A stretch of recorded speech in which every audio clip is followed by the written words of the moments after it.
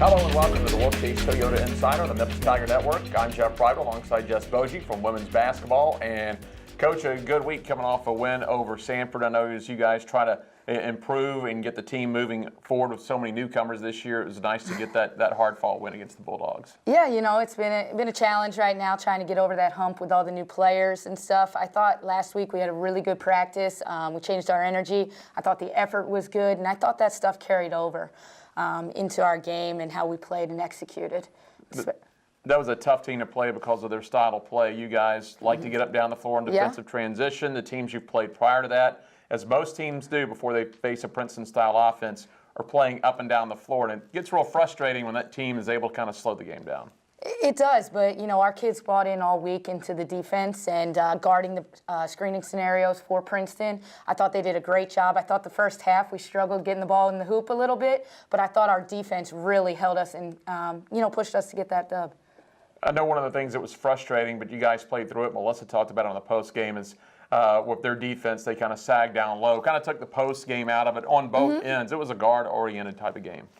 Absolutely, and I thought, you know, Taylor Barnes did a really good job from the start. She did a really good job calling the offenses, finding the open spots, you know, handling the screening scenarios and stuff, and I thought she really led our team from top to bottom on defense and on offense. Well, Taylor makes the honor roll this week for her performance against Sanford. Talk about her progress. She's trying to get into that leadership role, and sometimes it's a little more difficult when you're not a vocal player. She likes to lead by example, but I know Melissa and you guys have said you got to be a little more vocal this year. Yeah, she's we've been on her for the start. You know, obviously she's a 3-year starter for us, so she's aware of what Melissa's looking for and what she needs out there.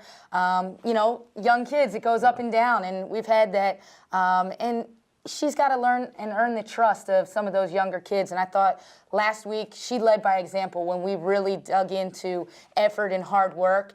And I thought she came out and she played a phenomenal game on both sides of the ball. This is always an interesting week. It's exam week at the University of Memphis. So you guys, you're not balancing so much. We've got a game coming up. How much do we practice for the game? It's how much do we let them, you know, recover mentally? Because it's a lot of mental stress this week for exams, and then you're prepping for a game on Monday.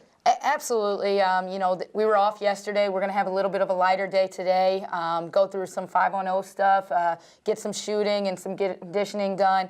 But a lot of this early week right now has got to be getting them prepared for their exams and making sure, you know, we're on point there, because that's first and most important. And, of course, Monday you'll have Southeast Missouri State. They're coming in out of the OVC. We haven't played them in a while, and so you're ramping up here. These home games, fortunately, you're at home until you go out of town in January. Absolutely. You know, the OVC always gets, they're a little under the radar as far as their talent, but SEMO's a hard-fought team. You know, they're going to pressure us. They're going to get up and down the court.